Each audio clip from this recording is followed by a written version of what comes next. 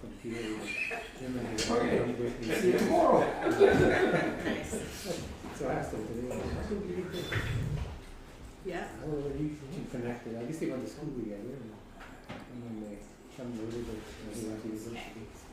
Well, it's amazing who you I was amass as your bouncing Oh, around really? too much from issue to issue today. Facebook and friends, my head yeah. was like spinning. Sorry. Fair enough. Have some Tylenol. Mine's kind of pounding for you. Yeah. You know, stuff in here. Probably stuff in his family, they were into Ukraine. Because there's enough, His younger sibling. right, to have a vote, as long as Actually, like when half had the, is here, or? ground. Yeah. yeah. It's only two not here, so. Four countries down there. Because Joe can always have, like, if there's a tie or whatever, he can have that deciding vote, that final vote.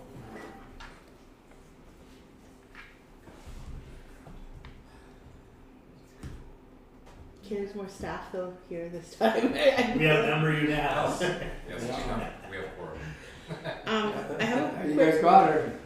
a quick question. I'm just gonna throw it out there. I'm just curious to know, or I can add this to the in-camera agenda if you like. The town's involvement in L'Orange Children's Festival and L'Orange Pride Festival, because right now it's looking bleak for both events with insufficient amount of volunteers and people on the ground. Planning is fine, that's under control. Planning can happen. It's just the hands on the ground piece, feet on the ground. So just for consideration. What are you asking? Well, volunteers, one of the departments to maybe pitch in and be a huge part of it, both events. So there's no date set for either. So I see somebody nodding yes, so I'm gonna take I'm just it curious, as- as to, like, like boots on of the course, ground. like if council wants us to help out, we Yeah. will. Boots Just on let the us ground. know, maybe, yeah, Okay. just And I- like specific commitments for. Yeah, I realize no grant requests were put Yeah. in for it, probably because people thought things were going to happen, but they will both probably still happen. We just need people like on the ground. Like, What's the dates? don't know, hasn't been established yet. Usually the children's festival is Canada Day. Usually, Maybe yeah. once we bring the Yeah. programmer on board very soon, in Okay. a couple of weeks, they'll We can sit down. add Okay. that as a discussion item. So the Pride Festival will be that week of starting June 24th, which is, well, no, sorry, that week of the 20th to the 24th, 25th, around there. And the Children's Festival, or even it might transition to the Family Day in the park, potentially July 1st. Last year it was June 17th, which was like Father's Day weekend, but we canceled it because of the lockdown, right? So I don't know, those things, nothing's set in We'll add stone. it to a committee of the whole and. Okay. Okay, it's 7 o'clock, so I'll call the meeting to order. The town of Orange acknowledges we are in Treaty 6 territory and homeland of the Métis. We pay our respects to the First Nations and Métis ancestors of this place, and we confirm our relationship with one another. The first item is the adoption of the agenda.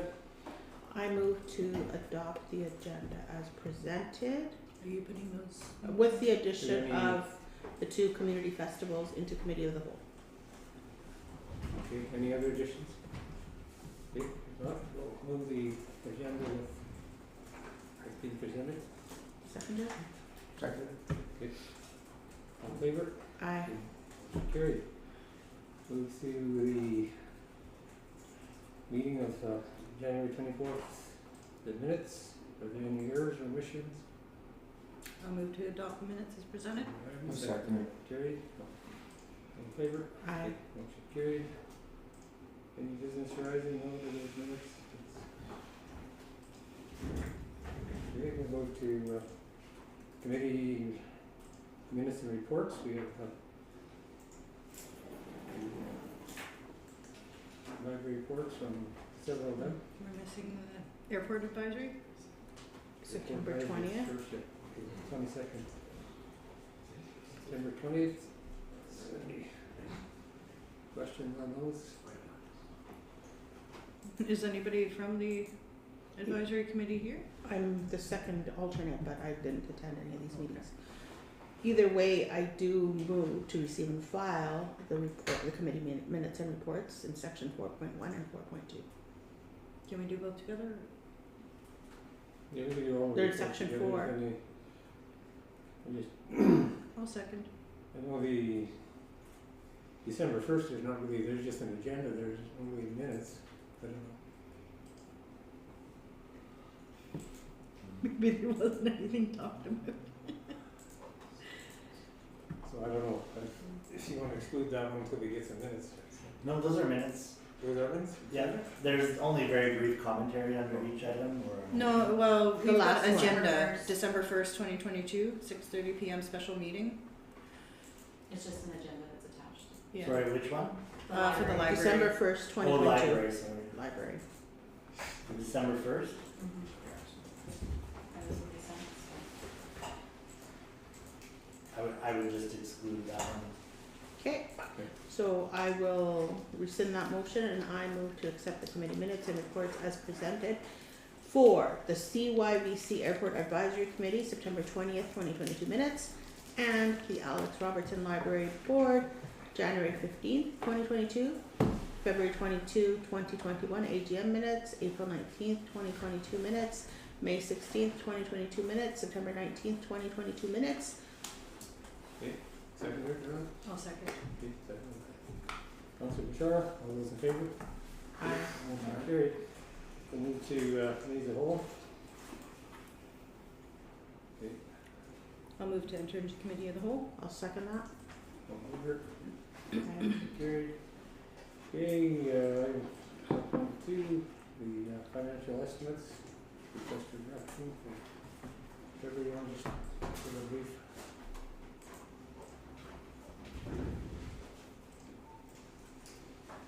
Financial estimates. Mhm. Yeah. So basically, that's the, I don't know if you guys had a chance to look over our financial statements there, or our financial estimates. This isn't what's gonna appear on the financial statements at the end of the year, but this is more of sort of an accurate representation of all of our accounts. The long and short of it is basically that the cash that we have in the account is pretty much the same. It's a little bit more than we had last year at the end of the year. But we've made a lot of considerable movement on a lot of our accounts receivable and taxes receivable. Both amounts have come down quite a bit from what we go the previous year, both in numbers and in amount. The utility accounts has went up a little bit, but that's mostly because we haven't yet transferred the arrears to that, and that is to the tax rolls. And that is set to happen at the end of February. We already sent out the letters to do that, so it's in process. There are a couple grant funds not yet received from projects that are already finished. The snow blower from Public Works, and Cap Airport Drainage Project, so those funds should be received shortly.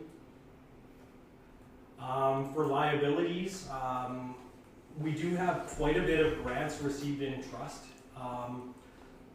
The biggest one that we have there is our gas tax. I've already in the process of putting in the application to use it this year on doing a lot of road repair work.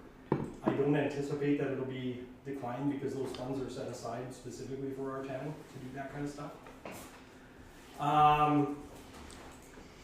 And then we do have a couple other items from ACAP that are on their way, that they've been on their way for about a year now, for a sweeper and a plow truck.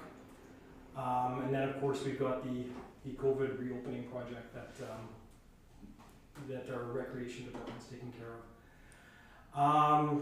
So I mean, basically all in all, I just wanted to give everyone just a quick snapshot and just show everyone that you know, things are actually going really well as far as the finances are going, and we're acting in a very responsible manner with the funds.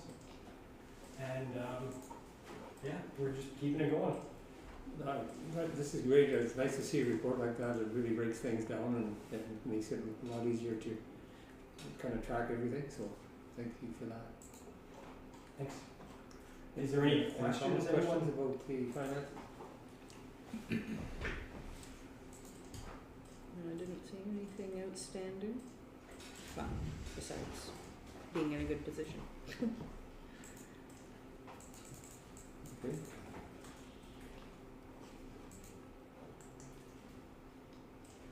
I'll move to accept the, oh, we're in committee of the whole? Never mind, yeah. Okay. Second? Second. All in Are favor? we don't need a motion. Okay. Don't need a motion, committee of the whole, we'll just move on to the next You're thing. at the end? It's just information. Yes.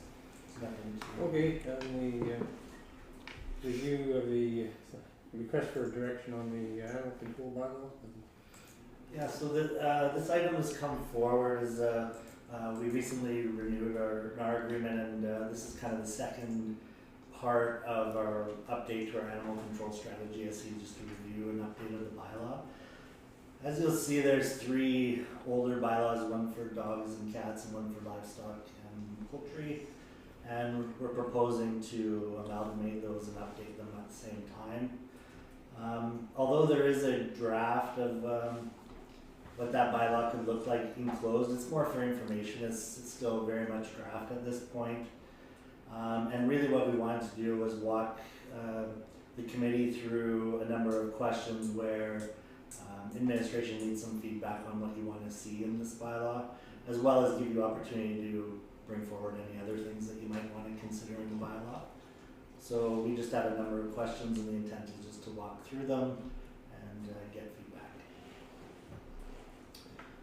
So the first question with regards to the bylaw is what the committee would like to see with regards to maximum number of cats, dogs, or total animals per household unit. Currently, the max cats and dogs is 3 of each. There's no reference to a maximum total number of animals or other animals. And the proposed bylaw has the 3 of each, as well as a total of 5, but that could very much change. So what would the committee like to see in terms of this area? I think from my point of view, I think what's being proposed, I think it's reasonable. You know, we don't want to get, I don't think we want to go beyond that. There's that could be problematic, I think. Yeah, I think 5 is a fair number as well. In terms of total animals, I do want to discuss question 3 a little further once we get there, though. Knowing that there are homes existing in the community that have more than 3 of each, are we intending to perform enforcement, or what's the intent moving forward in adopting a bylaw? Are we still treating it as complaint-based enforcement, or are we going to take a little bit harder tack on it, or what's the feeling from administration on the enforceability of this? In terms of the bylaw as a whole, and even specifically to this item, the intent currently isn't to change our enforcement tactics on this, unless council directs us to do something specifically. Most of our enforcement is complaint driven. We wouldn't know that you have 4 cats in your house unless there's an issue with your cats running at large or causing grief or meowing at all hours and bothering your neighbors or those kinds of things. So no, the intent isn't to start becoming more restrictive and aggressive in enforcement, just to make sure the rules reflect what council feels fair, and then when we have an issue that arises, we have something to enforce. Well, we have a lot of temporary homes in our communities. I mean, I can speak for ourselves that there's times we've had 5 dogs at our house, temporary. But I mean, we can't do away with that. I'd hate to help somebody out and then get a, you know what I mean? Yeah, there's a few provisions in the bylaw that, and we can change them, but there is something in there. It speaks more to, for example, if you're housing extra dogs because maybe you take one in temporarily and you're trying to find the owner, or you have relatives visit and they have another dog and they bring their dog, so you get put over the maximum. Those circumstances are allowed to exist in the way the bylaw is drafted. It's more if they're there for an extended period that's defined in the bylaw. And they're of a certain age where they qualify as a dog or a cat. Otherwise, they're exempt from the count. So if they have a litter, for example, that's still allowed to be a temporary overage. So there's a lot of leniency for those kinds of scenarios, but it's more meant to be if you're intended to have 5 dogs ongoing. I wonder to enable fostering, whether, you know, we could allow some kind of temporary permits, you know, for specific places that are going to be doing fostering. Basically, what would happen in those, or what I would see would happen in those instances would be if we got a complaint, again, because it would likely be a complaint, we would come to the owner and say, oh, we heard that there's like 4 dogs living here, and then the owner would say, yeah, I have someone visiting in town, or I had to foster a dog for a week or 2, or whatever the situation is. We are satisfied, and we go back, and then if there's a complaint longer term about it, then we know this is a longer term issue, not a temporary issue. The only thing sometimes is, you know, sometimes it's short term, but it turns out to be months, you know. Exactly. Because, you know, until until the animal's adopted out, these fosters can look after them for an extended time, and you know, I wouldn't want to discourage or, you know, take away from that. I'm sure that there's few homes in town that have not generated any complaints, that may have more. I'm not concerned about that necessarily. I didn't note any part of the bylaw that provides not necessarily a procedure process, but how to complain. Do we intend with rolling out a new bylaw and adoption of that to have an FAQ or a little bit better direction for people? Dog is barking in the middle of the night. How do you complain? Do you have to wait till the morning? Can you lodge a complaint remotely? Whatever, that kind of thing. So, Yeah, when the bylaw is updated, the intent would we would want to do a better education as it is, but especially if there's going to be any dramatic changes, that there would be a period of time where we'd be educating and maybe be more understanding to people that are maybe not in compliance for whatever reason. But no, we would also be talking to NAR because part of the complaints are directed their way. But yes, we would be looking to develop, whether it be a brochure or an FAQ or a combination of things to help dog owners, and it could be something that we give out when they come pick up a license or what have you. great.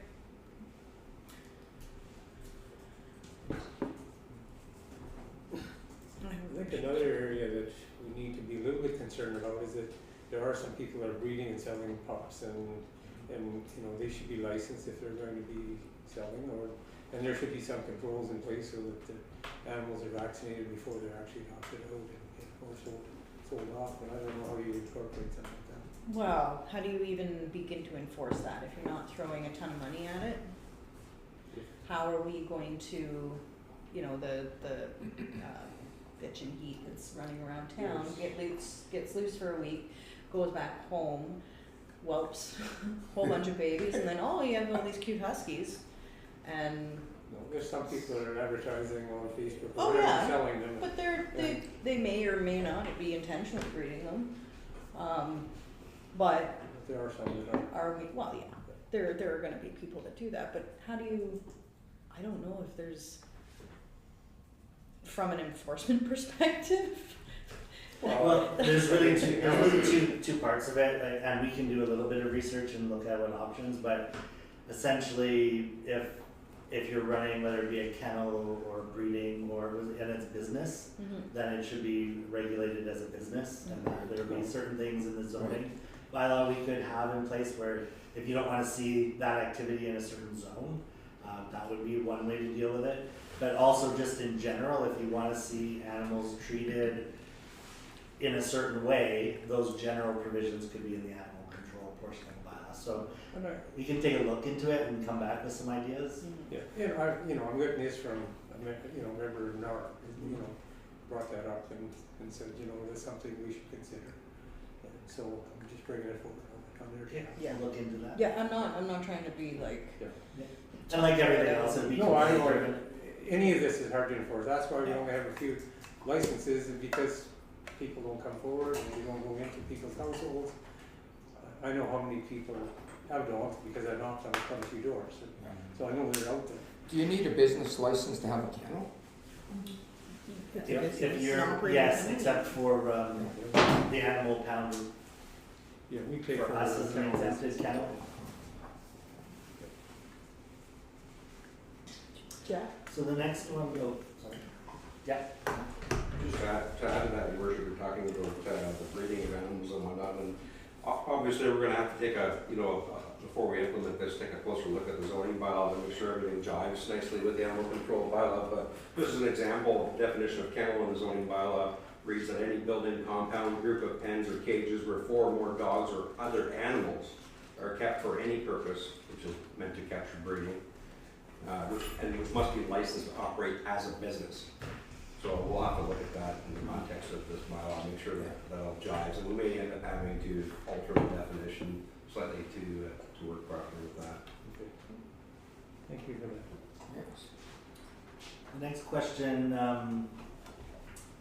with regards to, dogs that are declared dangerous by the courts, and you want to allow those to be licensed and permitted in town, and if so, is the proposed conditions in section 4.1 agreeable?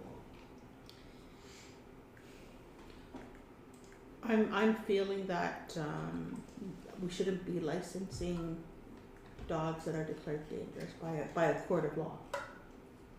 Is my feeling on that one. Do we know, if a court declares a dog dangerous, can they order the dog to be destroyed? Yes. Yes. So if they don't order it to be destroyed, then there's obviously something by the courts deeming that the dog is within reason, safe to be maintained by the family. And I don't, like, the perspective I take with the dangerous animals is there's a lot of fear, aggression, there's a lot of maltreatment, there's dogs that come into care that could be declared dangerous, that it's not necessarily their fault and they need a bit of work, but there's people that can work with them. If a dog is properly muzzled and kept within, contained within a yard, or if in public they're managed well, then I don't see a problem with that. There has been, well, most cases come to court when, a dog attacks another dog, or, goes after a person, and then that becomes a court issue. Until that time that happens, it's kind of, you don't really class a certain breed of, people say, pit bulls are, dangerous dogs, not if they're raised properly, but, there's always a stigma with certain types of dogs. But if they are deemed dangerous, then definitely we should, make sure we have the precautions that they're as listed in the recommendations. And yeah, just to be clear, as with most of this stuff, I mean, there are some things that we'll look into just to make sure, but so for example, if a court declares it a dangerous dog and doesn't have it put down, and it can also put sanctions on that keeping of that animal. That doesn't mean you as a municipality cannot also have rules about whether you want to have them or not. That can work in concert with that. So just like similarly, there are municipalities that ban certain breeds of dogs. And we're not saying that we should. We're just saying you do have we have broad authority in a lot of municipal bylaw issues, and we just want to make sure that this particular one, which is one that can happen occasionally, where there is a declared dangerous dog that we know is living in the community, if you want special rules, just to extra guards on public safety, you can have it. So if we become aware of an incident where a dog attacks another dog, even though it doesn't go to court for a judge to decide, can we, based on that, declare that dog dangerous and through our bylaw say that these conditions as a dangerous dog must apply? I would double check just in terms of Saskatchewan, because I know in BC there are municipalities that do have, like, there's the court define dangerous, and then a municipality can define what they also believe is dangerous. Some clarification. Yeah, and they can provide rules around those. So let's say, for example, you had a municipal definition where If a dog attacks another person or another dog, and they are out in the public portion, not in their own property, that you declare them a dangerous dog through a municipal process, and then you would have certain rules that that dog would therefore have to meet to continue to be allowed to be licensed. So I can look a little bit into that, but yeah, it's possible to have two corresponding authorities there. I think, Lyle, a judge can rule a dog dangerous and also in the same breath say he or she is not allowed in public without a muzzle. I think that happened recently in Mormon, in that alongside the highway, they got that walk area there. There was a couple of dogs that got mischievous there off their leashes, and I think I read online that those dogs did not get put down. They were muzzle only when they're outside their residence. I noticed that in the draft bylaw here, it does define dangerous animal as one declared dangerous by a judge or justice of the peace.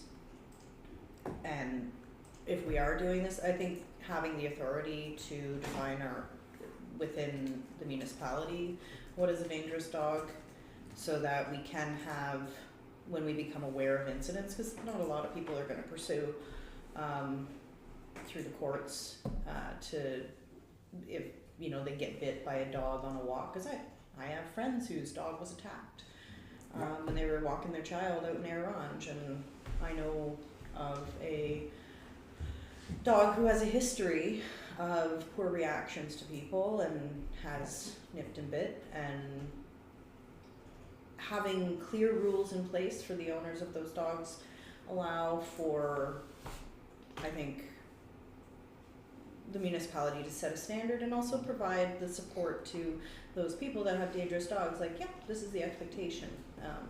I think that that's reasonable, so if we could include in the definition whatever that we would do as a municipality. Yeah, we'll take a look at it. One of the things that applies with the municipal bylaws is what we tend to recommend is usually the court with the higher jurisdiction. We try and funnel it through their process if it makes sense. So for example, we might have a traffic bylaw and it might be a parking ticket under the traffic bylaw, but the constable is going to ticket them under the traffic under the act, right? Because that's the more senior legislation that governs the same thing. Similarly, one option would be, again, we funnel them through the courts. Now, to your point, even if we have our own definition and process because they don't want to go through the courts, there with municipal enforcement, a same standard in terms of they would have to be willing to swear out a complaint for us to take action. So if they're not willing to swear it out for us to take it to a provincial court, then it's also not going to help us. Is that required? Well, because if they take us to court to challenge the ticket or the ruling, we need a witness. We need someone who's going to say it happened, right? So, and that's where I'm thinking, like, if there is somebody making a complaint to the municipality, they know they can make a complaint to the municipality and not have to go to a judge and say, hey, my neighbor's dog is a complete jerk and bites me, and I want you to be able to make sure that dog is safe. We don't want to put down, but can the municipality do something? I think it gives us a tool to use to be able to do that. So I understand, like, having the superseding legislation on top of that, but if we can tuck a tool in there, I think it might, little shameless plug, Thursday, 6 to 8, the PhD thesis is getting its community defense at the JR for the veterinarian that's been doing the study on the dogs up here, so, but I think that kind of goes hand in hand and can progress and evolve the relationship with animals in our community. So. Yeah, my point is it may end up in court, so we would have the same requirement for them to be willing to testify. Yeah. Well, doesn't everybody have to tick a box when they make a complaint that they're willing Depends to on the swear? if we self, like, there's one thing if the bylaw officer goes out and sees something and they're the witness, then there's no issue. Right. If it's a noise complaint that happened last night and they weren't there, someone has to swear a complaint, because otherwise, if they're just I'm anonymous, like, yeah, we'll go talk to the person and let them know that, hey, can you address this issue? But we can't take action, because if it's challenged, we'll have no defense. cats. Right. But if a bylaw officer follows up and sees a bite on a person, If and they that witness person- the event, or there's other witnesses to the event, right, then that's or the person that got bit Yeah. swears. exactly. Okay, that's reasonable. Okay. The proposed bylaw has, as it's written, has licensing for dogs and cats and urban hens. Now, currently we only license dogs. We could license nothing, or we could license more things. It's really a question for council. Now, we had this kind of chat today even, is really licensing does two things for us, one of which we take advantage of, the other one currently we don't really, is if an animal is running at large, it helps us find the owner. That's really the easiest answer. That's the answer that most municipalities who do it for. The other reason why you license something is if you're going to restrict their rights, like with dangerous dogs, and you're not going to allow them to have a license under a certain provision, or if they do certain offenses, are you going to withdraw a license or a permission to have animals? Now, obviously that's a very sensitive issue, because animals are very much a part of people's lives and families, and it's a thing that is very sensitive. So aside from identification of animals, that's the biggest thing that we use that tool for right now. So we could continue to license dogs, we could not. We could add cats, we could not. So that is something that we're looking for some guidance from council to make on. I'm just concerned about the urban hens. So what about the Yeah. roosters, right? So like right now, under the bylaw, the way the livestock bylaw reads is essentially, if you want to have urban hens, you have to come to council and ask permission. Right. So basically, every applicant that wanted to legitimately have urban hens would have to come to council and say, I would like permission to have them, and you would have to give them. If you want to allow them under certain circumstances, what we're saying is we could develop some guidelines in the bylaw, and then it would be an administrative process, not a council process. But yeah, that's really up to council to give some feedback on. Yeah, I'm just worried that if we start legislating too much, and I'm not saying we shouldn't, like for sure dogs, cats, maybe hens, roosters, I don't know, but then we're like looking at pot-bellied pigs, and are we looking at lizards, and are we looking at snakes, are we looking at ferrets, are we looking at, there's a whole gambit of like things that people could have as pets, right? So where do we stop? Yeah, with the licensing especially, I mean, right now, obviously farm animals are not permitted, and there's other dangerous animals that this bylaw would say would not be permitted. Aside from that, yes, you could have a goldfish, you can have A a ferret, hamster, a you can weasel, have whatever. hedgehog. They're not all licensed, so Right. the reason why urban hens, cats, and dogs are the ones that get picked on for licensing is they tend to be the ones that are escaped. Okay. Okay. Or where there's serious neighbor conflict with animals, right? Like your hamster, your neighbor's not likely to complain because your hamster escaped. It's not causing him a problem or her a problem at all. But if all of a sudden your dogs and cats are escaping and causing grief, or in the case of urban hens, it's something that people are more and more starting to request in municipalities. There's issues around animal attractants and noise and other issues where they want to control. Yes, we want to allow it maybe, but only under certain conditions. We could also say, no, it's not allowed at all. So those are really council's purview. I'm all for urban hens, but I'm curious, because I don't actually know for kind of fowl husbandry. Do you need a rooster when you have hens to have them lay? No?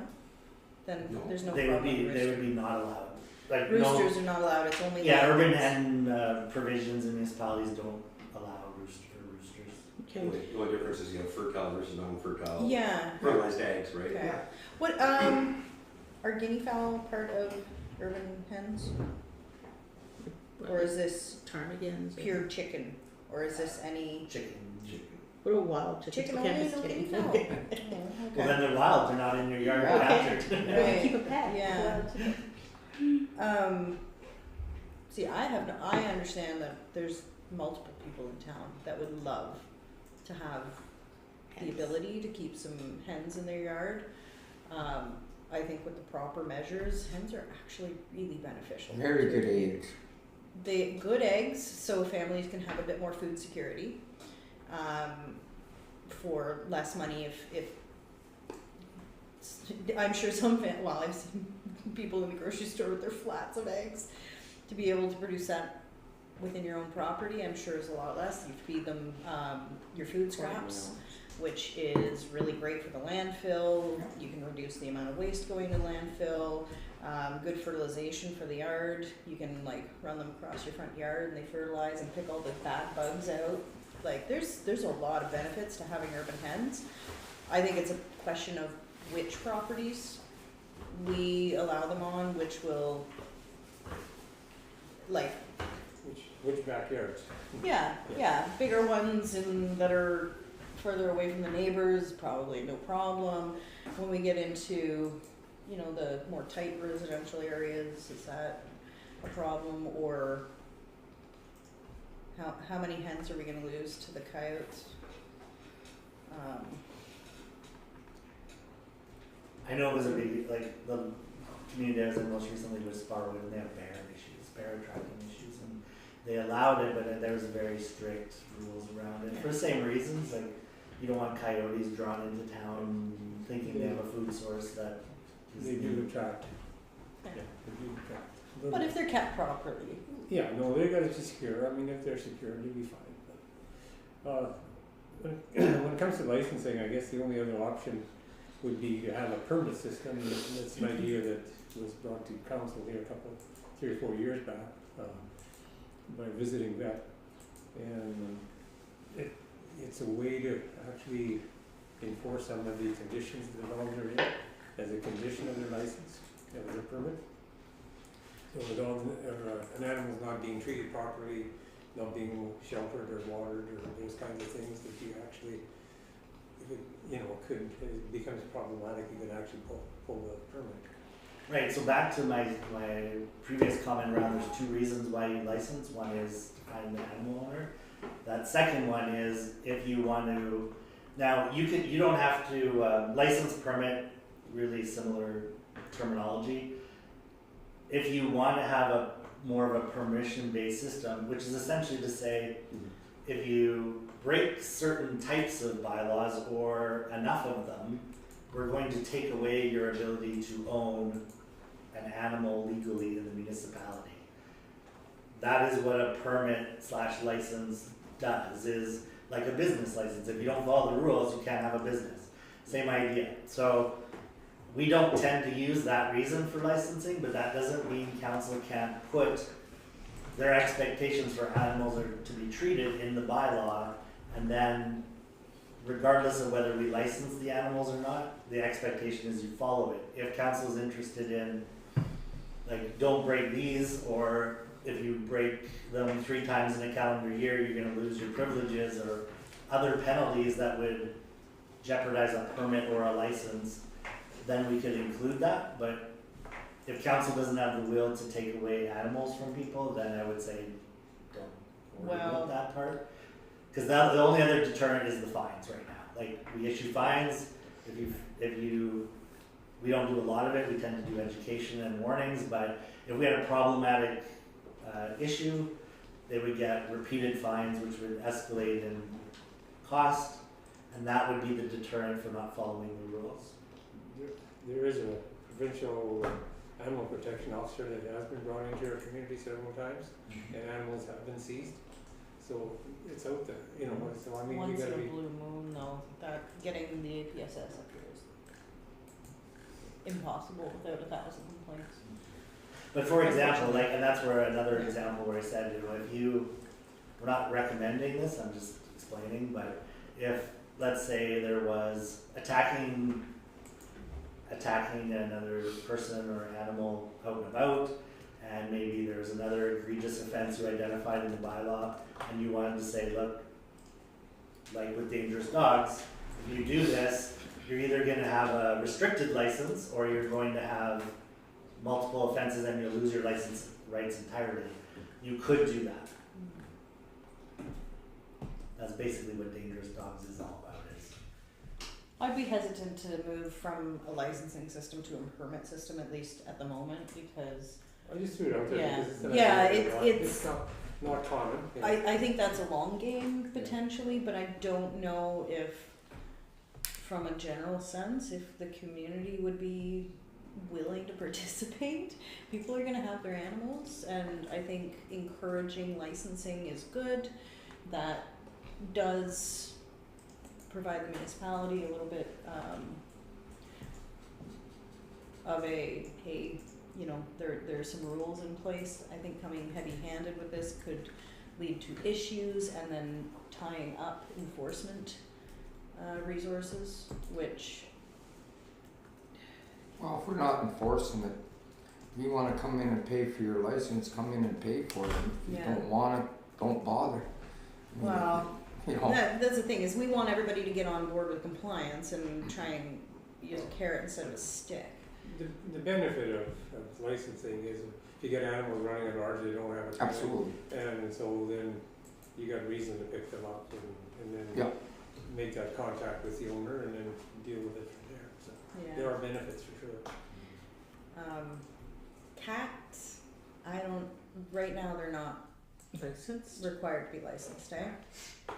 So No. I'm torn on this because I don't know if cat owners would necessarily comply, but I know I've got about 3 cats in my neighborhood that come and crap in my garden out front. That absolutely drives me bonkers. But I know for a fact that these people would not let their cats outside, even though cats can have a very good life inside. Like, I don't know. I've had some people come to me with the same complaint. It's an issue out there for sure. Yeah, I don't know how I you think I'd stop rather it. go an education angle than writing in a licensing system for them, because well, again, it's, the license is only going to help with identifying an owner, right? That's why we use it for dogs. The rules are the rules, you gotta follow them, whether they're your cat owner or dog owner, it doesn't matter. of course. One of the things that we would say is if council wants to still see licenses, which we're not opposed to, but if you want them either just for dogs or for cats, and we'll talk about it a little bit in this next question, is we don't get very good uptake on dog licenses either. There are lots of dog owners out there that do not license their animals. If we want to encourage people to do that, we could consider certain things, like we could look at a lifetime license, a license that's transferable from one animal to the next if you lose an animal and you get a new animal. We're trying to send the message that it isn't about a money grab, like that's not what licensing is about. It's supposed to be about, hey, if your animal gets out, this helps you get your animal back and also makes our job easier. So we could look at ways of encouraging and making licensing easier. And one of those would be the cost and the issue of having to come in every single year and buy a license again. No, it usually takes me Which a couple which months seems- to get it. Yeah, like, and we're chasing people, like even the ones that, okay, now we know you have a dog, so we're phoning you, or do you still have a dog? Like, it can be administratively a headache, whereas opposed to you move to a new community, you get your license, you're done, you have it. I would be in favor of a lifetime license. You know, like I said, it's just for identification as to which dogs are out and large, and, you know, they don't belong to anybody, and you know it might be a stray or just somebody that's not looking after it. It'd be interesting to see the cost comparison of, like, do we cover administrative?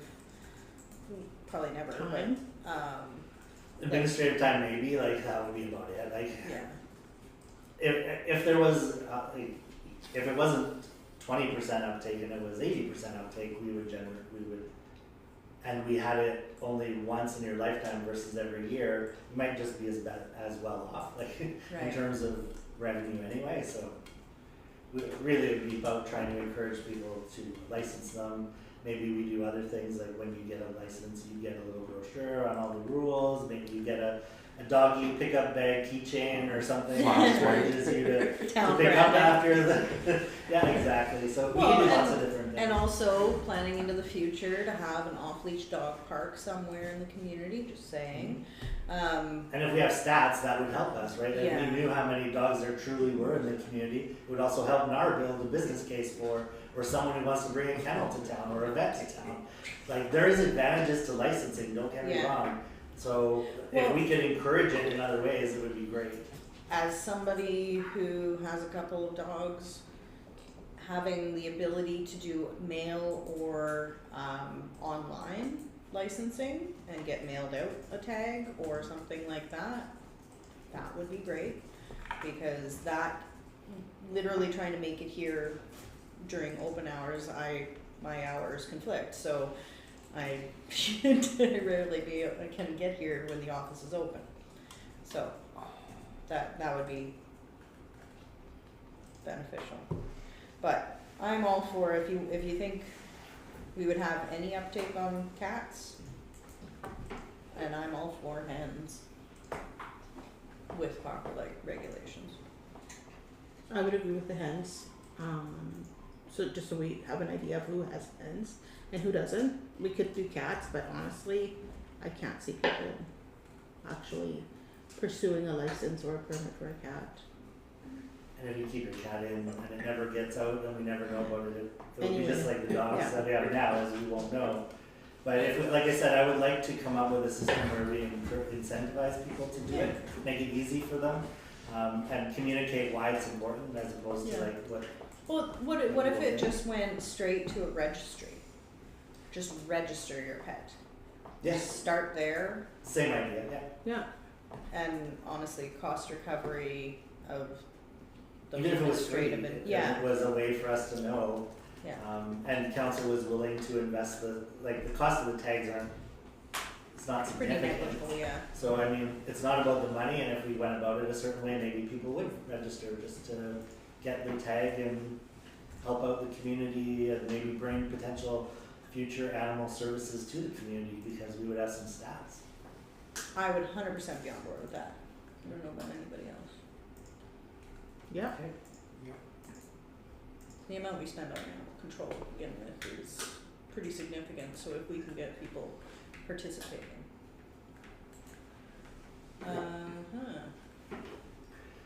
The next question is just around the urban hens.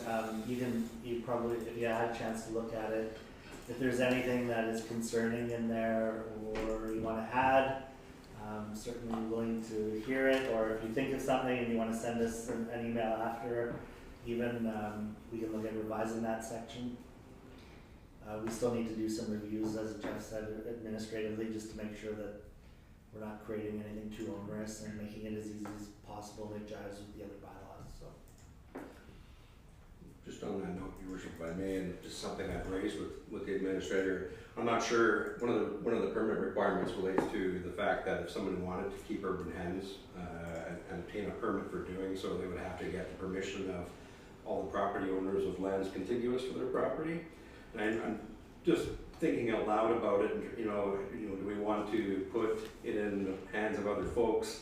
And we all know how sometimes relationships go with neighbors for a variety of reasons, but I'm just worried that, there may be the opportunity for people to know that they may not be able to seek the permission of one of those contiguous owners, and then they're gonna go ahead and do it anyway, and then it's gonna force us into dealing with bylaw enforcement kinds of situations. But to be perfectly honest, I've never actually worked with a permitting system for urban hens.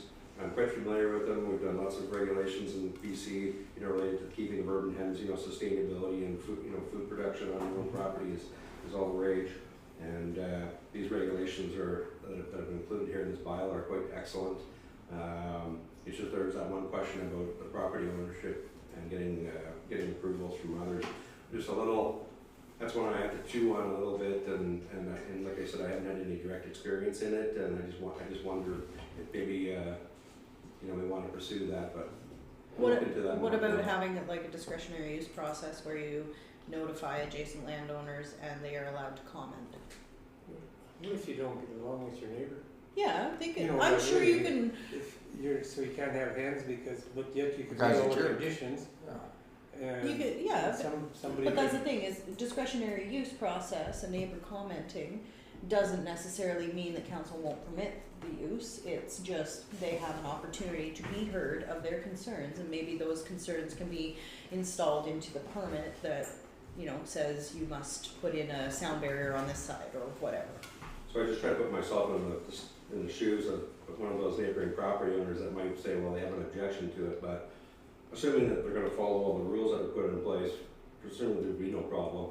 So, you know, that's a good potential solution to do a discretionary use, but I'm not all that keen on either having to bring all these matters before council to deal with.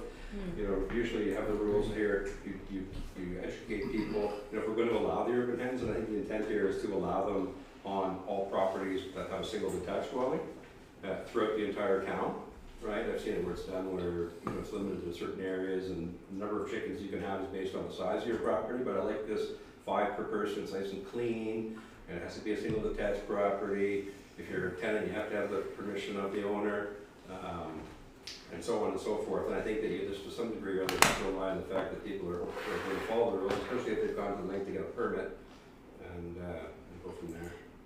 Just to clarify, I wasn't meaning to go through a discretionary use process, but just similar to in the process of obtaining comment from neighbors and not Okay. necessarily bringing it to And it's a good point, and we could do that. The only comment I would have was if we're going to allow neighbors to object or have concerns, then it's almost the premise being that you might say no, right? Because if you're not going to say no, their comments are falling on deaf ears, and the rules are protecting them anyway. So only if council is ever like, oh yeah, all the neighbors are concerned, therefore we're going to say no. And then over here you might say yes, and then that equitable issue might come into play.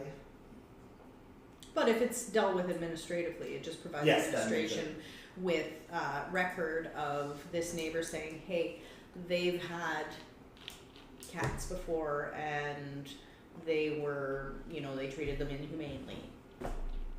Maybe that's a big red flag of we gotta watch if we do issue a permit and they follow all the rules. It would give us an opportunity to educate them and to also let them know what process we have for raising concerns, and there might be value just in having conversation and dialogue at least. Yeah.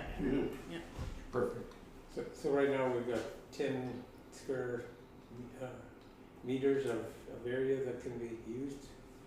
Yeah, in the bylaw it defines a maximum size. They would also have to comply with setbacks and other provisions in the zoning bylaw, so there would be guidelines around it, but definitely the one, and much like the other conversation we had, if the intent is to make it simple, maybe we do look at an annual, like one-time permit process, and maybe we don't have them renew it all the time.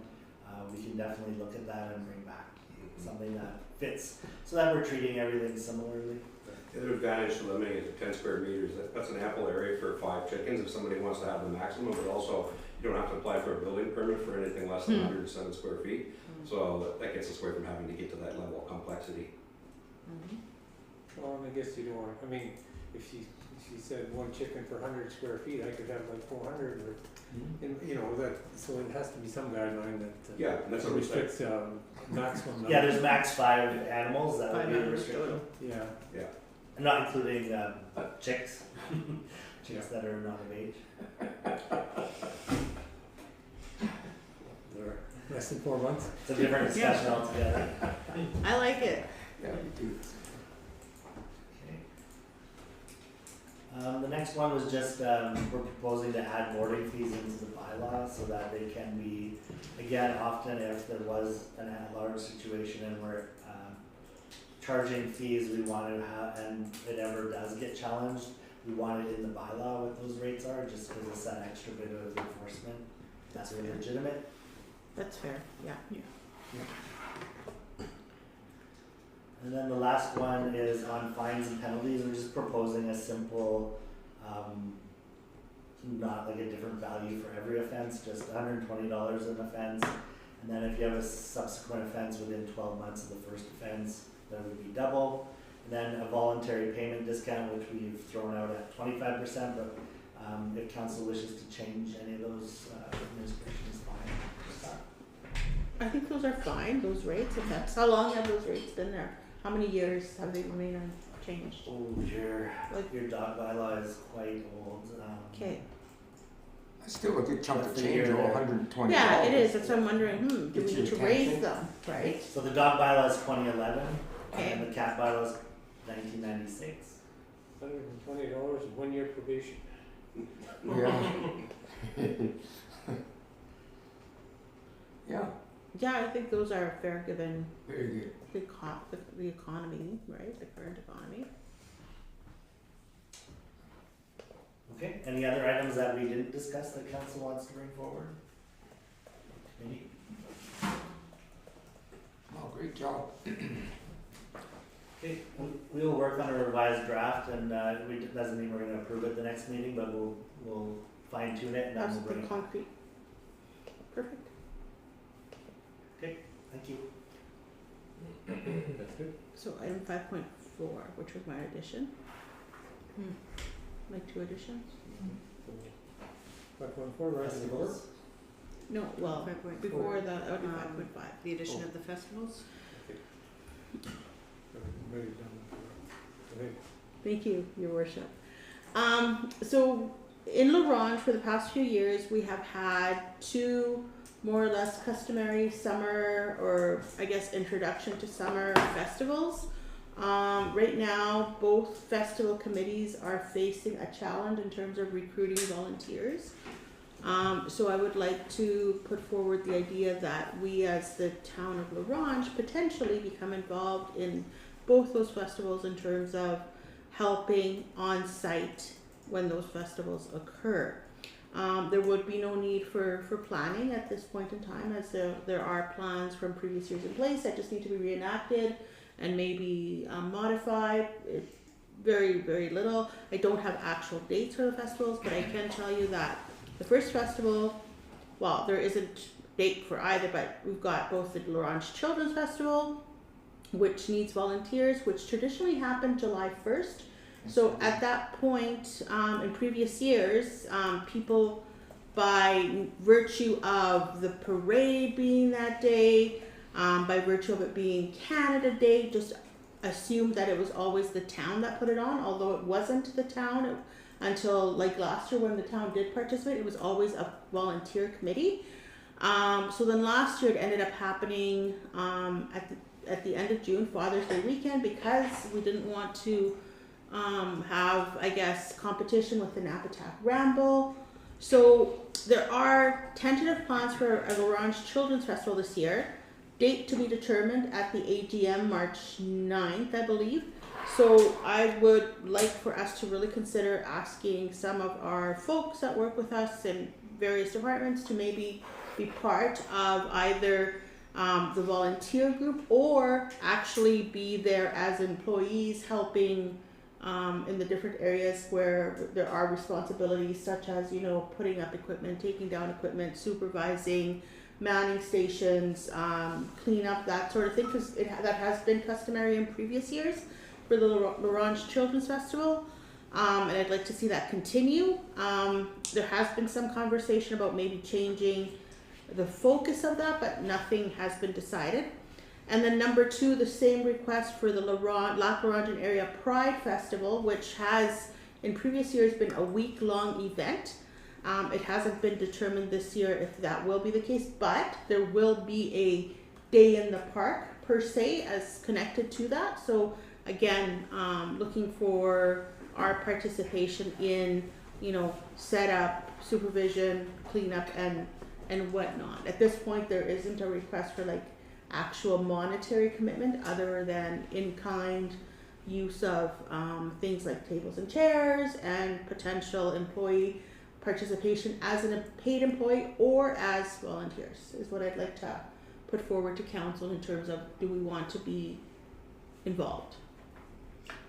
I think it would be nice to see formal requests from the committees themselves. Okay. Like written to be able to add to an agenda so Okay. that the community knows Okay. exactly what we're being asked for, and like with our intakes for the grant program, when's the next intake? July 1st. So too late. Mhm. So obviously these committees were a little bit shorthanded and Yeah, we're able very to short-handed. One has 3 in people advance. on board. Well, had 2. Actually had 1, then 2, now 3. With one of them not even living in the community anymore, right? Right.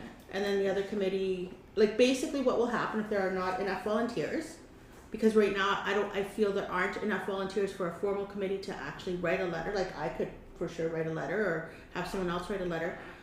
The events simply will not happen is the bottom line. So it's not a request where we need help with something that's already happening. It's basically if there aren't volunteers or commitment, that the events won't happen. Historically, that used to be one event, and just recently it turned into Children's Day separate from Canada Day, Mhm. and so that's compounded the number of volunteers you need because you're running Mhm. 2 separate events. Well, what's happening now is the Napatak Ramble is on Canada Day, and it is the day that is Canada Day. That's also the 3rd day of their children's camp. So because they have an organized board, it's a big event. It's a great event. A lot of people are going to be, I guess, tempted to attend that, or will be attending that in lieu of attending Canada Day festivities potentially. Is there, does it have to be competition, or can the Children's Festival lend their support to the Ramble, or? I have, you know what, To- like to dates offer- haven't been set. Yeah. Like honestly, dates haven't been set because of lack of volunteers. So I guess what I'm really asking, I'm not asking for help on this date from a specific committee. I'm just saying we need people to help make these events happen, or else they simply won't happen. For us, the easiest thing would be, as Councilor Bashar had indicated, to put in writing what kind of commitment you need, like how many stations you need, staff, for how many hours, that Okay. kind of commitment. Then we can look at it. We're certainly willing to assist, and we're also willing to encourage other staff to volunteer. But usually we end up, because they're in city streets and they're involving parks that we administer, that usually there is some staffing support required before, during, and or after the event. We just have to have a sense of What they need is, what they need. yeah, and I will Yeah. convey that information forward to the people that are participating in both festivals and try to get that. But I think with this commitment of we will participate in one way or another, I think that's what people and the community needs to hear, because for so many years it's just been very volunteer based, and people are tired, or they've moved, or Right, they're but that- older, or right. Not to knock the amazing work that the volunteers do in those committees, but at a certain point, if there's not the capacity to do it, it's Yeah. because resources are elsewhere. So if there are people that want to keep those things alive, focusing those resources on places that have existing capacity that can be grown, I think is important to encourage people, so that we don't get volunteer fatigue and everybody's just like, whatever. So, I think it should also be mentioned last year that the Lac La Ronge Band put in quite a bit of help with us as well. So if we're needing someone to partner with for extra help, I'm sure that they would probably want to step up and help us as well with that. It was kind of like a good shared event, and it was really nice to see. Yeah, no, definitely. And with that, I invite everyone to attend the AGM for the La Ronge Children's Festival, March 9th, if you're available, at 6:30 at the library. And if you're interested in being part of the Pride Festival Committee, just let me know, because there is a Facebook Messenger chat where we communicate and have virtual meetings for. I wonder if there's any possibility of engaging the graduating class, for a little bit of a fundraiser to help out in an event like this. Right now, from what I gather, I don't know if it's the people. We need like the boots on the ground, right? It's sort of the need. People doing things, supervising, security, that sort of thing. I'm just thinking, instead of having to engage our staff, if we could, it's gonna cost us anyway. Yeah. Maybe we can engage a graduating class or something like that. Yeah, no, for sure. Like the call out is there for anyone who wants to help, and I can definitely get that information to them, right?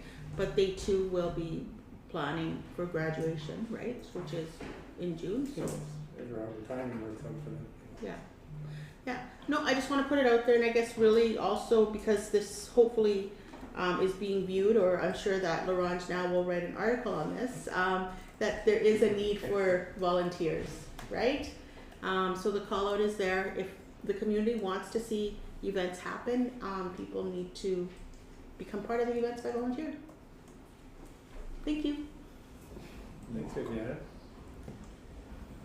Okay, we'll, motion to rise and report. I'll move to rise and report. Second. I'll second. Councillor Hood. All in favor? Motion carried. No motions required. Okay, we move to business. The SUMA conference.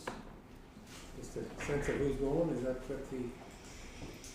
Yeah, we have to do a bulk registration of our delegation from the town. So we just need, we've already set aside and booked some rooms, so we just need to know how many people are planning to attend so we can register and pay. Take advantage of the early bird discount. Yay. So I plan to attend this year. I have not been able to attend SUMA any prior year since being on council, so I would like to attend this year because it will be my first time. And there's adequate budget for anyone who's interested, Yeah. so Yeah. anyone who is interested can do. I'm going. I have no immediate conflicts. Good. Oh, yeah. Playoffs on TV. We'll have to verify with our Play housing TV counselors, playoffs. but we'll hear from them and then we'll do a registration. Thank Do you. we need a motion for that? No? It's budgeted. Okay. Okay, 6.2 financial reports. Any questions on budgetary control, council approval, check reconciliation?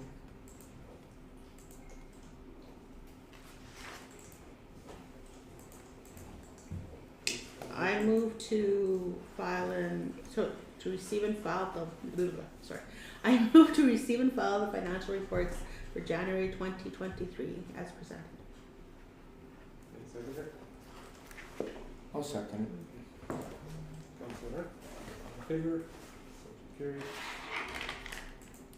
Okay, 6.3 utility prepayment revenue. I guess that's. Has everybody gone through that? Any question on what the intent is? Has that bugged you for your whole year? No, the CAO had to bring it up. Oh. No, he was aware and had it on his list, but definitely it's something that I'm sure was flagged by prior administrators and probably just didn't ever get to. And it really didn't come to my attention until we had changed the rates and then we were looking at how we were going to administer all that and this issue came up. And because we performed budgetarily so well last year, it seemed like a good year to transition because it won't really hurt our budget performance, and really it's we have the money in the account, it's really a paper, it's an accounting transaction issue. Yeah, it's just So when moving there's a change of rate, like we just added, the ones that are prepaid, is there any way to collect any amount from them for the duration of the outstanding period of time? Well, like there's not going to be they'll still continue on, but if say someone was last year paying from March to February, the way it previously was the entire amount of revenue was in March, right? Whereas it should be March to December would have been last year, January, February would be this year. So now if we do switch this, we'll take all that revenue that should have been this year from last year into this year. But say that same person is on that same schedule March to February, from this March to December it'll be counted for this year. So going forward everything will be on the right years. So rate increases if somebody's prepaying for the year and halfway through their rate.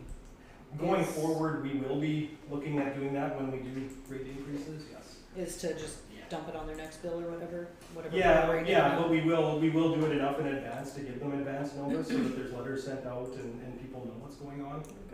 The biggest issue that we had, and we discussed how to administer it, whether we were going to somehow try and recoup the increase from those people who had prepaid, was, in fairness, when we made the offer and we signed the paperwork, we didn't put a provision in there that said, hey, if these rates increase, we're gonna collect the difference. So it would be unfair to go back to people that have thought they paid the amount that they needed to pay for the whole year and claw that back on them. So we are just adjusting our forms and processes so next time people renew, they're aware that in the instance that council does for some reason change the rates, if there is a difference, that difference will be collected. Okay.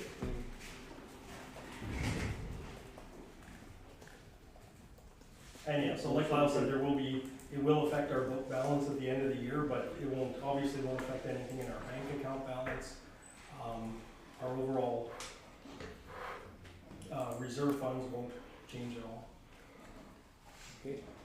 Motion to, I'll Should move we, to council, that council proceed with option A, approve the allocation of 2022 prepaid utility revenue to 2023 as per public sector accounting board standards. I'll second that motion. okay, all in favor? That's carried. Regional Senate report. Motion to receive and file. I move to receive and file the report as presented. Second, Mayor. I'll second it.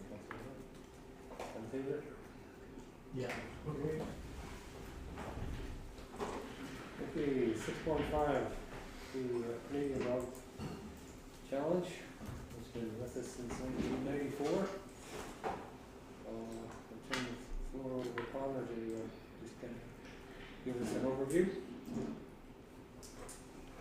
Well, the Race Association has requested some in-kind support and funds for the event this year. It does align with our grant intake timelines, and it does require some in-kind support from town staff. And so we're just looking at council's appetite to support that event and contribute in-kind support or funds or a variation of both in order to support the event. It does have to happen rather quickly because we're expecting them to be here next Tuesday. Oh, I think it's a very important event. It has been for a number of years, and I would like to see us support it with the $2,500. Even if we have to take from the next intake of applications, maybe we should even review our process and not have time, to just 2 intakes, just have an ongoing period of time, so that if we do get applications, partly in between, that the time frame might align better for that particular program. Is it possible to review that? Yeah, I think there's a good example today, not just this item, but the Councillor Reese brought up those 2 festivals that, opportunities arise, or, sometimes they're just not aligned with our intake deadlines, and if we can come up with a policy that maybe is a little more flexible, we can maybe support more different events and emerging events. So we will definitely take a look at that, and whatever council wishes to approve from this one will just be subtracted from what's left for the next intake.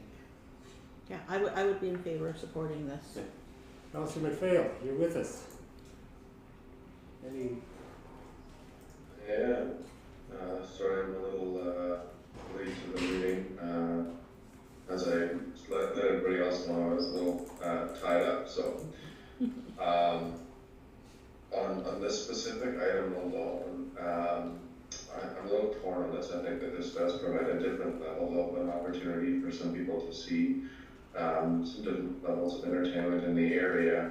I believe that doing some of the in-kind stuff that we have done in the past, clearing snow and creating some spaces for the folks to be able to compete in the sled dog challenge is important to support those events in our area. But I will say that I think any kind of cash donation right now might not be in the best interest. I know that in years past we've supported this program with monetary donations as well, and even things like the awards, breakfast and whatnot is no longer in our community. It's an event that passes through our community, but it doesn't seem like there's a lot of social events or the awards breakfast or anything kind of being held here, and that has been past practice.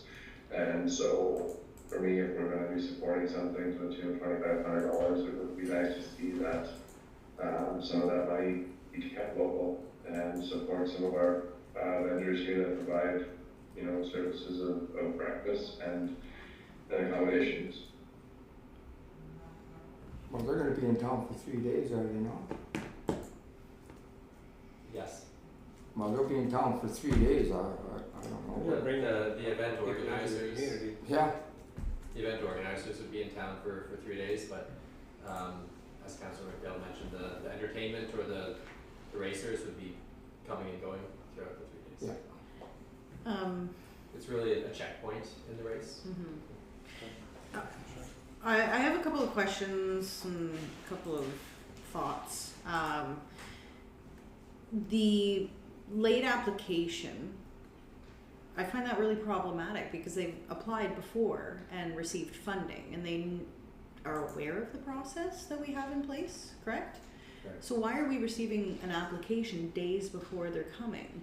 Like, that to me is problematic. It's either somebody made an assumption or somebody dropped the ball for such a large event to not ensure that they have the support of the community of one of their checkpoints is like, it kind of twigs me to what happened, what's wrong, and why is it happening this way.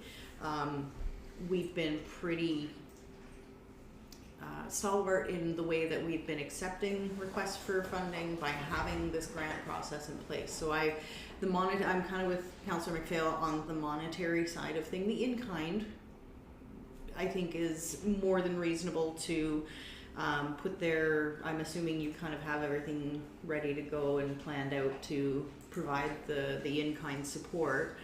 But we do have clear guidelines for how we dole out financial support for these types of things. So it's happening anyway. They're going to be here anyway. They've planned it and it's a couple days away. So we don't really have a say in that part of it. And I don't think that they're changing anything. The one big concern that I had, besides what I've just stated there, it's proposing that we'll have to decommission our skating loop before even like family day. Like when students have a week off, we are proposing to tear down everything that we've built in the park, to throw some hay bales and build some berms so that the racers can have a stop and a checkpoint in our park. I'm just wondering, is there an alternative suitable location instead of decommissioning our skating loop that it's a beautiful, awesome amenity that a lot of work goes into that. I've seen the staff down there all the time working on it. So is there an alternative that we can offer them instead of that particular location in the park? Can we move it onto the lake? Can we build berms there? Like that's my biggest concern, I think, is having to decommission the skating loop for 3 days of an event that, granted, it brings a bit of economic impact. We're just going to cover it. it's a very important event. It's been coming here for years. Yeah. Oh, and I'm not downplaying No. the importance of it. It's a very wonderful event, and it's great that Miss Nippy and the folks up there have kind of like taken it under their wing and are helping to organize things like that and being kind of the big stop there. But if we're participating in this, having a little bit more headway to get things sorted out, and having the consideration of, we just built this beautiful skating loop and invested so much resources into Patterson for daily use by our residents and visitors. what's the third option here, to offer so that nobody has to lose? The option that comes to mind would be offering Reese Park as a comparable space. It does have water access directly onto the ice right from the park. Yeah. I believe that there's an ice road that goes out from there that we could, Behind Gloucester. that the, Yeah. that the racers could come into the park and have their stop. In terms of space, I don't know if that park would accommodate all of the racers at once, if that were to happen, because we do build a number of offshoots around that loop right now to have a space for each of the teams that will be coming through. I don't know today if Reese Park would have enough space there to have all of their trailers and dogs there throughout the time. Could Okay. there be an alternative where some are in Patterson where it's not going to impact the existing infrastructure that we've built, and the rest in Reese? They're close enough that they visually. It's nice that they're both downtown. Like, can we split it up? Is that going to be Yeah. problematic? It's a good question. I think that there's a lot of benefits to having all of the dog sled racers come to one location.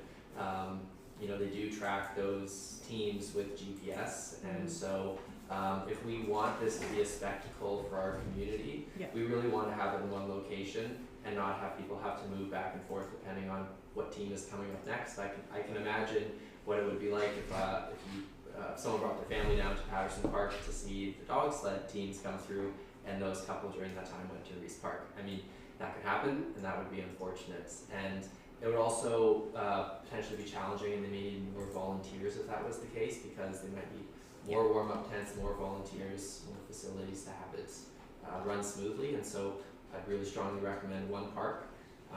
Again, I don't know if Reese Park would be a big enough space. And historically, Patterson Park has accommodated the group very well. Well, another thing on that point is, it's more out of the wind there, the Patterson Park. Yes. You know, Yeah. and the hotels across the street, the restaurants across the street. Well, there's more than one restaurant downtown. There's We would like 4 or 5 now. We would still keep the skating rink. I mean, the alternative, like, if they need that much space, then you're gonna lose either the loop or the skating rink, because they take up most of the park. Well, my consideration was students are going on break Oh, for on Family Day, Yeah, that week. Yeah. and they're The off whole for a week. whole week, and they're gonna lose. Covering the loop that snow isn't really gonna destroy. Well, it is a bit of a slip hazard because of we'll be driving trucks around the loop there, and people will be walking on the loop. And I mean, I'm not sure what amount of snow would fully protect the ice and still be safe. Typically, like what we did last year, because it was the first time we had that skating loop there, is that we had to sand over the loop. And then I would not recommend that we rebuild the loop after we've covered it with sand for the rest of the season. So at this point, we're really looking or considering. We're not considering reopening that loop after, and we would be decommissioning it for the rest of the year. I would like to add as well that there was an event down there this last weekend that the Ice Wolves spearheaded. That was fantastic, and we had individuals, Ice Wolves, minor hockey players, and other community members skating for 11 hours. So it's seen a lot of use this season, and we see skating marks every time we go down there to maintain it. So it's a busy amenity that we maintain. It's really a question of if we're comfortable, saying that as of February 17th or 16th, that would be the last day. It's been a nice warm winter too.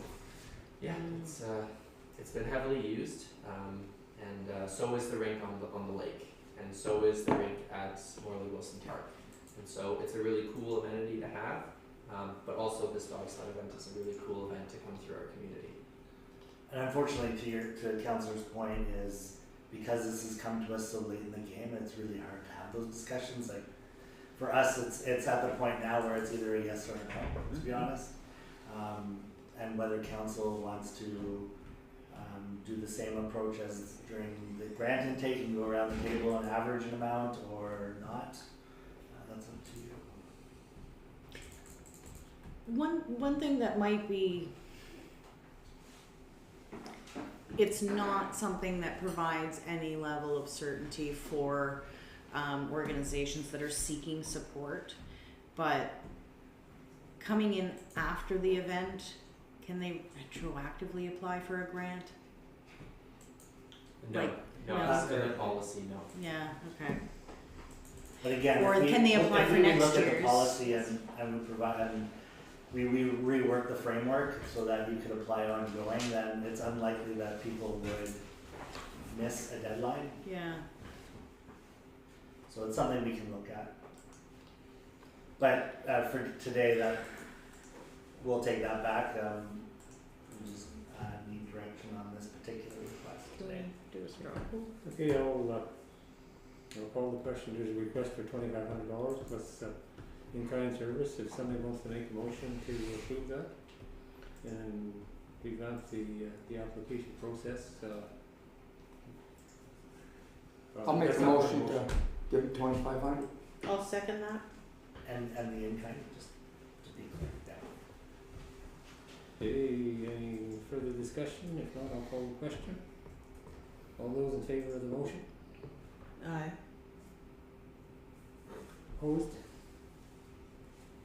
No, Motion carried.